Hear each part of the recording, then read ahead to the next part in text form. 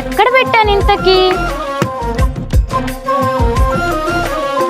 ఎందుకు ఇది పనికిరాని వస్తూ పడేస్తా పొలం. మేడం మేడం ఏంటయ్యా?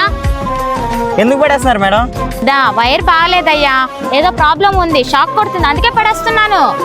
ఎందుకు పడేయటం? వైర్ మార్చుకుంటే సరిపోయింది కదా. అయ్యో, ఇది ఇప్పటికే 3 times మార్చాను, అయినా ఎందుకంత రిస్క్? ఇది పడేసి కొత్తది కొనుక్కుంటే సరిపోలా? మేడం ఎలాగో పడేస్తున్నారు కదా, అదేదో నాకు ఇచ్చేయచ్చు కదా మేడం, ప్లీజ్ మేడం.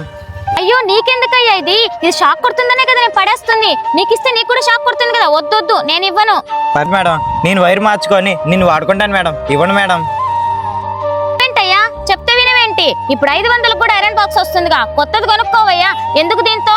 ఏదైనా పని చేసుకొని తెచ్చుకోవచ్చుగా కొత్తది. నేను చెప్పింది ఒకసారి వినండి. 500 మీకు చాలా తక్కువ అవ్వచ్చు, కానీ మాకు చాలా ఎక్కువ మేడం. ప్లీజ్ మేడం, అది నేను రిపేర్ చేయించుకుంటాను.